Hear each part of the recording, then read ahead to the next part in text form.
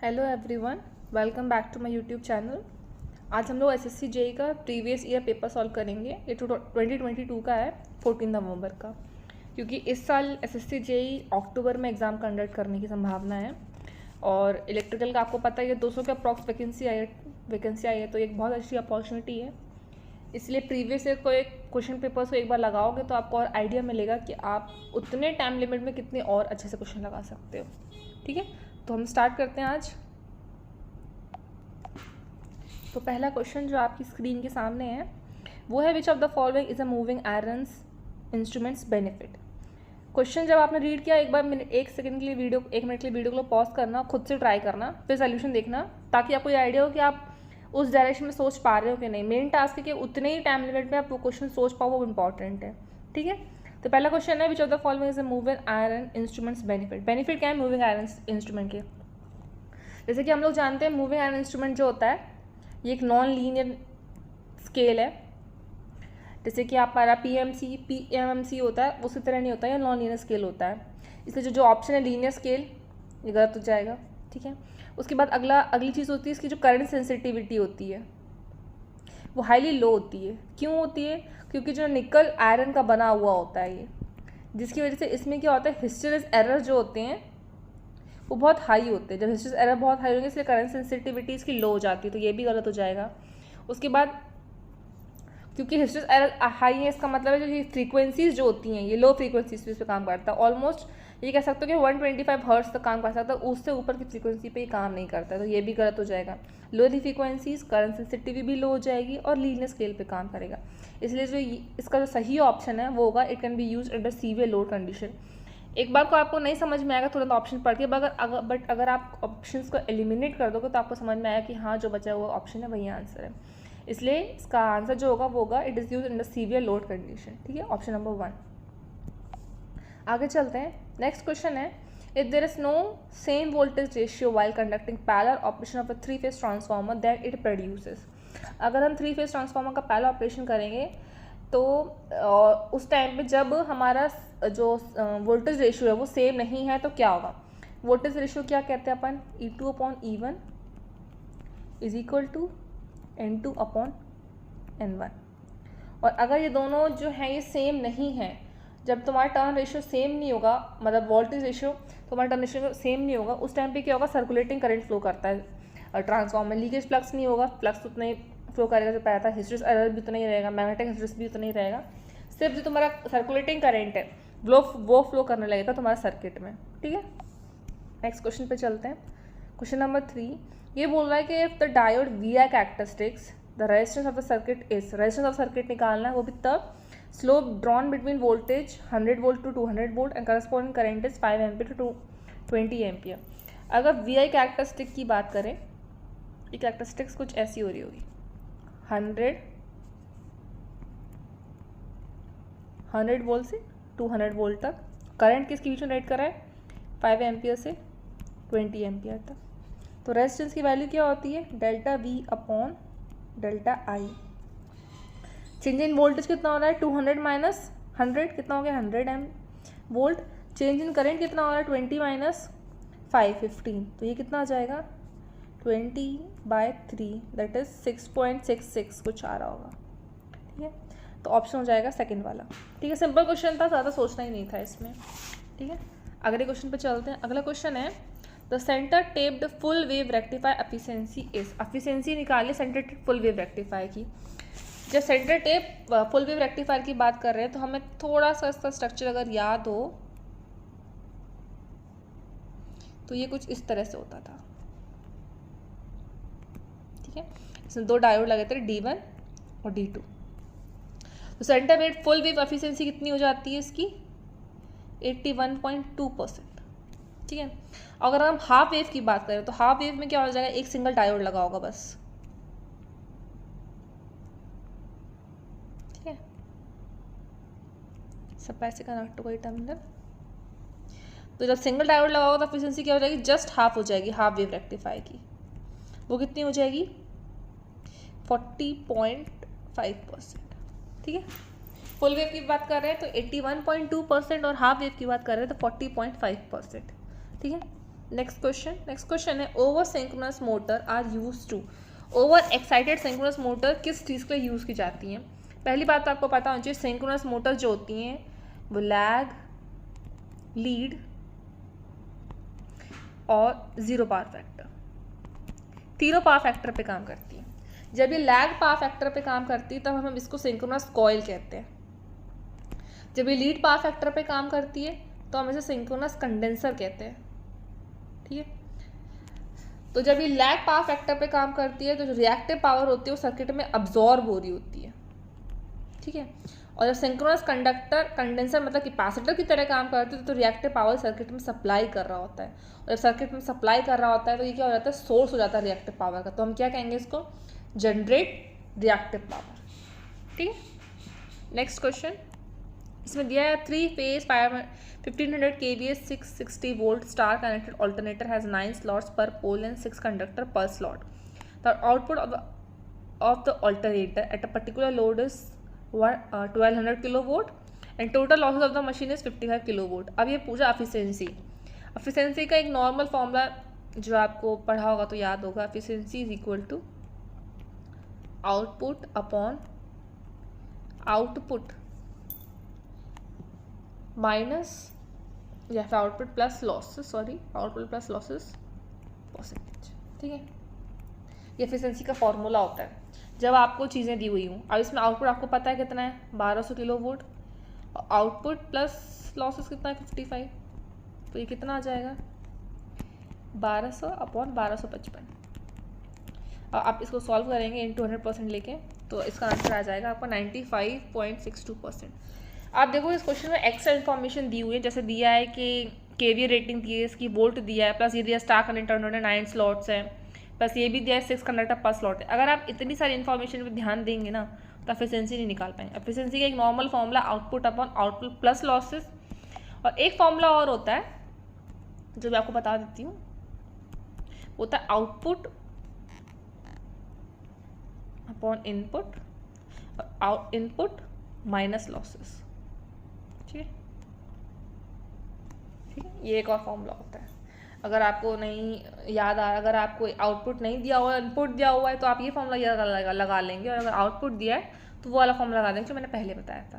ठीक है, next question number 7 दिया, 2 terminal network connect to a resistive load whose resistance is equal to 2 times the Norton's resistance of the network. What will be the load current in the Norton circuit?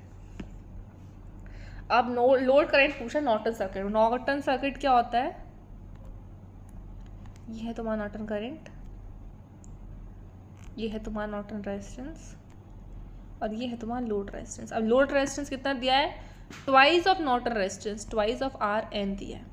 तुम्हें load current पूछ रहा है, मतलब load wire में कितना current flow कर रहा है। तो सिंपल है ये तो, इसमें तो कुछ कॉम्प्लेक्सिटीज है ही नहीं। आई लोड करंट कितना आ जाएगा, I Norton into Norton resistance upon total resistance of the load branch and Norton resistance, ये कितना हो जाएगा, थ्राइस ऑफ आई RN। तो करंट कितना आएगा, IN/3 लोड करंट। ठीक है, लोड करंट कितना आ जाएगा, IN/3। तो इसलिए इसका ऑप्शन क्या हो जाएगा, ऑप्शन नंबर 4। ये आसान क्वेश्चन था, इसमें आप एरर नहीं कर सकते हैं। ठीक है, नेक्स्ट क्वेश्चन नंबर 8 पूछ रहा है which of the following false statement about LED। False पूछ रहा है, पहले पढ़ना क्वेश्चन में ट्रू पूछ रहा है कि फॉल्स पूछ रहा है। इसमें पूछ रहा है फॉल्स स्टेटमेंट, वो भी LED के बारे में। LED का फुल फॉर्म क्या होता है, लाइट एमिटिंग डायोड। अब डायोड की बात की जा रही है, डायोड क्या की खासियत क्या होती है, PN जंक्शन से बनता है। अब PN जंक्शन तभी कंडक्ट करता है जब ये प्लस और माइनस सप्लाई से कनेक्टेड हो। ठीक है, तो हमें बताना है फॉल्स स्टेटमेंट क्या है। तो LED एक सेमीकंडक्टर डिवाइस है, हाँ है। LED works in forward bias condition only, हाँ सही बात है, क्योंकि PN जंक्शन तो फॉरवर्ड बायस होगा तभी कंडक्ट करेगा। क्योंकि LED doped with silicon germanium like all semiconductor devices, ऐसा नहीं है, सिलिकॉन जर्मेनियम से नहीं ये डोप किया जाता है, इसमें PN जंक्शन की डोपिंग की जाती है। क्योंकि P और N मतलब क्या की डोपिंग की जाती है, बाकी सेमीकंडक्टर पर नहीं होता है। ठीक है, नेक्स्ट क्वेश्चन पढ़ते हैं। नेक्स्ट क्वेश्चन क्या है, the grading of the cable is done in order to. Grading of the cable क्यों की जाती है, ग्रेडिंग आपको याद है जब हम अंडरग्राउंड केबल्स की बात करते हैं तो हम लोग जो 3 कंडक्टर्स होते हैं, तो 3 कंडक्टर्स होते हैं, इनके चारों ओर एक ग्रेडिंग की जाती है। और अब ये ग्रेडिंग क्यों की जाती है, तो जो हमारा स्ट्रेस हो वो यूनिफॉर्म हो पूरी वायर में, इसलिए की जाती है ये। हम लोग इसलिए नहीं करते कि हम लोग इंसुलेशन की क्वांटिटी बढ़ाएं, क्वांटिटी नहीं बढ़ाते, हम लोग क्वालिटी बढ़ाते हैं, क्वांटिटी तो आएगा ही नहीं यहाँ पे। उसके बाद क्या है, रिड्यूस क्वालिटी, क्वालिटी रिड्यूस नहीं होगी, क्वालिटी इंक्रीज हो जाएगी हमारी इंसुलेशन की। Plus achieve non uniform stress, ये तो गलती होगा क्योंकि मैंने बोला ही है कि अंडरग्राउंड केबल्स जो 3 कंडक्टर होते हैं उनके आसपास हम लोग ग्रेडिंग करते हैं ताकि हमारे यूनिफॉर्म स्ट्रेस आ सके, ठीक है। वरना अगर एक तरफ ज़्यादा स्ट्रेस होगा, एक तरफ कम स्ट्रेस होगा, तो वहाँ से वायर क्या हो जाएगी, बस्ट कर जाएगी, करंट फ्लो ही नहीं कर पाएगा।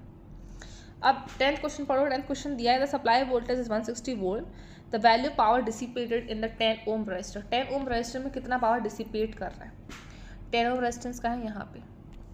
पावर का फॉर्मूला अगर आपको याद हो तो क्या होता है, I² × R या फिर होता है V²/R। आप V निकाल लो या करंट I निकाल लो, किस में से, जिस करंट में से पावर निकालनी है उसी रेजिस्टेंस में से आपको I या V निकालना है। तो 10 ओम में से कितना करंट फ्लो कर रहा होगा, कैलकुलेट करो कितना आएगा। टोटल वोल्टेज 160 वोल्ट, रेजिस्टेंस कितना 10 ओम और 15 ओम पैरेलल में, तो कितना आ जाएगा 6 ओम, 6 ओम + 4 ओम 10 ओम, 10 ओम + 6 16 ओम, तो ये कितना आ जाएगा 10 एम्पियर। 10 एम्पियर करंट इस बैटरी से निकल रहा है यहाँ से, ठीक है। अभी 10 एम्पियर करंट यहाँ से जाएगा और 10 ओम और 15 ओम में से क्या हो जाएगा, डिवाइड हो जाएगा। तो जो करंट है 10 ओम में से कितना हो जाएगा, 10 × 15/25, तो ये कितना आ जाएगा, ये आ जाएगा आपका करंट जो जाएगा 6 एम्पियर, ठीक है। और 6 एम्पियर करंट आ गया। अब तुम्हारा 6 एम्पियर करंट किस में जा रहा है, 10 ओम रेजिस्टेंस में तुम्हारा कितना करंट जा रहा है, 6 एम्पियर। अब पावर निकालनी है, पावर कैसे निकालोगे, I² × R, करंट कितना है 6 एम्पियर, 6 का स्क्वायर 36 × रेजिस्टेंस कितना है 10, तो कितना आ जाएगा 360 वाट, ठीक है। चलिए नेक्स्ट क्वेश्चन पे, क्वेश्चन नंबर 11। क्वेश्चन नंबर 11 क्या है, the primary distribution is carried out by. जो प्राइमरी डिस्ट्रीब्यूशन होता है वो किसके द्वारा कैरिड किया जाता है। अब देखो डिस्ट्रीब्यूशन दो तरह से होते हैं, एक प्राइमरी डिस्ट्रीब्यूशन और एक होता है सेकेंडरी डिस्ट्रीब्यूशन। प्राइमरी डिस्ट्रीब्यूशन में क्या होता है, सब स्टेशन से आपके जो नियरेस्ट ट्रांसफॉर्मर होगा वहाँ तक जाता है सप्लाई, और सेकेंडरी डिस्ट्रीब्यूशन में नियरेस्ट ट्रांसफॉर्मर से जो आपके घरों में सप्लाई आ रही है वो होती है। तो ये कितनी हो जाती है, 3 फेज 3 वायर, और जो घरों में वाली होती है हो जाती है 3 फेज 4 वायर, ठीक है। तो अभी प्राइमरी डिस्ट्रीब्यूशन पूछे तो ये कितना हो जाएगा, 3 फेज 3 वायर सिस्टम, और ये जाएगा 3 फेज 4 वायर सिस्टम जो सेकेंडरी डिस्ट्रीब्यूशन होगा। अगले क्वेश्चन पे चलते हैं। नेक्स्ट क्वेश्चन है, the annual load distribution curve is a straight line. तो कैसे निकालेंगे, सॉरी फॉर इंटरप्शन। जैसे मैंने बताया कि लोड फैक्टर का फॉर्मूला क्या होता है, एवरेज अपॉन मैक्सिमम। तो मैक्सिमम डिमांड आपको पता ही है, इसमें 20 है, एवरेज निकालना है। एवरेज कैसे निकालेंगे, जो लोड कर्व का जो एरिया है वो ऐसा कुछ दिया हुआ है, 20 से 6, और टाइम पीरियड कितना है 365 annual year days in 24 hours per day.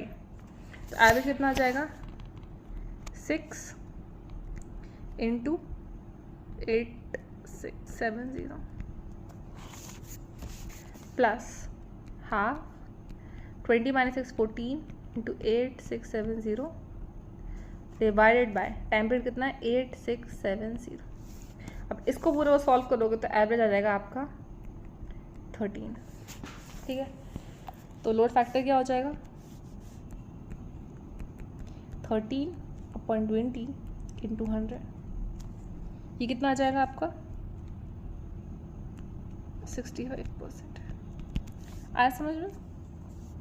आपका मेन टास्क का बस एवरेज निकालना लगा। एवरेज क्या था, area under the load curve upon time period, ठीक है। नेक्स्ट क्वेश्चन पे, क्वेश्चन नंबर 13। क्वेश्चन नंबर 13 क्या है, a single phase fed transformer with rated supply and operated at no load.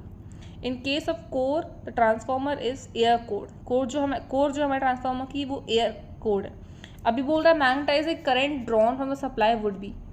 जब हम लोग नो कोड ट्रांस या फिर एयर कोड ट्रांसफार्मर की बात करते हैं तो जो हमारा फ्लक्स आ रहा होगा वो साइनसोइडल आ रहा होगा, सिंपल ये ऐसा, ठीक है। फ्लक्स साइनसोइडल है तो जो हमारा ईएमएफ जनरेट हो रहा होगा वो भी कैसा होगा, साइनसोइडल, ठीक है। अब क्योंकि EMF produced is directly proportional to magnetising current flowing in the transformer, वो कितना हो जाएगा फिर, साइनसोइडल, ठीक है। क्योंकि यहाँ पे एयर कोर की बात की जा रही है, अगर कुछ और होता तो ये चेंज जाता, बट यहाँ पे एयर कोर की बात की जा रही है तो flux directly proportional to EMF, EMF directly proportional to magnetising current.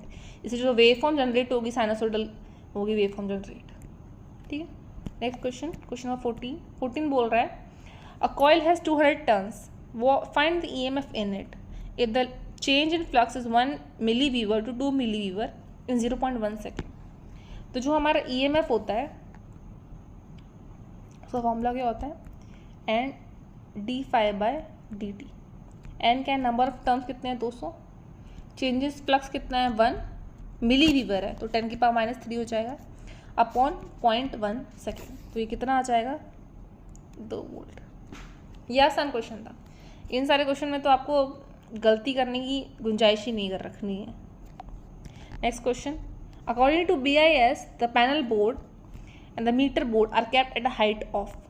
BIS के अकॉर्डिंग, मतलब ब्यूरो ऑफ इंडियन स्टैंडर्ड के अकॉर्डिंग जो हमारा मीटर बोर्ड होता है, एनर्जी मीटर बोर्ड, और जो हमारा पैनल बोर्ड होता है, उनके बीच में जो हमारा हाइट है वो कितना होना चाहिए, वो अप्रॉक्स, ये एक थ्योरेटिकल क्वेश्चन है, इसका आंसर है 1.5 मीटर होना चाहिए।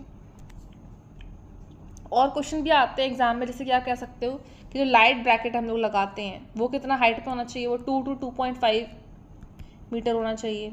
और जो स्विच बोर्ड लगाते हैं हम लोग वो कितना हाइट पे होना चाहिए, स्विच बोर्ड की जो हाइट है वो कितनी होनी चाहिए, 1.3 मीटर होती है वो, ठीक है। या फिर मैक्सिमम कितने नंबर ऑफ सॉकेट दे सकते हैं हम किसी भी पॉइंट पे, वो 10 होते हैं। मैक्सिमम कितने भी सॉकेट दे सकते हैं किसी भी पॉइंट पे, ठीक है। और ये कह सकते हो कि मैक्सिमम लोड जो होता है वो सिंगल सॉकेट में कितना होना चाहिए, 800 वॉट। ये कुछ और क्वेश्चन है, अगर एग्जाम में कुछ घुमा फिरा के पूछा जाए तो आपको इतना आइडिया होना चाहिए, ठीक है। नेक्स्ट क्वेश्चन नंबर 16 चलते हैं। The quantity that describes the light giving radiant power of a luminaire in any particular direction is called.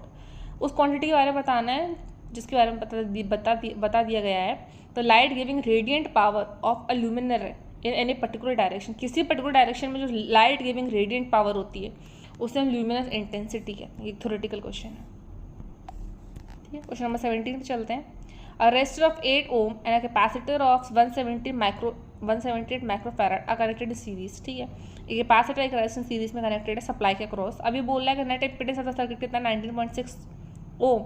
अब बोला रिएक्टिव पावर। रिएक्टिव पावर का फॉर्मूला क्या होता है, जब भी हम पावर की बात कर रहे हैं, मैं पहले कुछ देर पहले ही बताया था मैंने आपको, या तो V²/XC या फिर I²/XC। ये दो तरीके हैं जिससे आप ये कह सकते हो कि पावर निकाली जाएगी। अभी जो XC है ये कैपेसिटर के अक्रॉस वोल्टेज है, तो कैपेसिटर के अक्रॉस वोल्टेज कैसे निकलेगी, 250 × XC अपॉन टोटल इम्पीडेंस कितना दिया है वो 19.6 ओम। इसको कैलकुलेट करोगे तो हमारा VC आ जाएगा जो कि आ रहा होगा 228 वोल्ट आ रहा है। कैलकुलेट करोगे तो XC क्या आ जाएगा तुम्हारा 1/2π फ्रीक्वेंसी इंटू कैपेसिटर, ये XC है तुम्हारा, ठीक। अब तुम्हें वोल्टेज पता चल गई कैपेसिटर के अक्रॉस और X ही पता ही है, तो ये वाला फॉर्मूला लगा दोगे बस तुम लोग। सिंपल सा क्वेश्चन है, बस थोड़ा ज़्यादा कैलकुलेशन वर्क है, थोड़ा और कैलकुलेट करना पड़ेगा क्योंकि उसमें आंसर्स ऑलमोस्ट पास देखो 296.8 और 290.12 दिया, पास दिया, तो थोड़ा कैलकुलेशन ज़्यादा करना पड़ेगा। इस क्वेश्चन में 1 मिनट से ज़्यादा लग सकता है क्योंकि कैलकुलेटिव है, बट डोंट वरी, कैलकुलेशन सही करोगे तो सही आएगा, ठीक है। इसलिए इसका आंसर 3 आ रहा है। चलता है अगले क्वेश्चन पे। इसमें बोल रहा है 18 क्वेश्चन में find the voltage drop across 13 ohm resistance. ये एकदम हलवा क्वेश्चन है, इस क्वेश्चन में तो कुछ करना ही नहीं है, सिर्फ 13 ओम के अक्रॉस हमें वोल्टेज ड्रॉप निकालना है।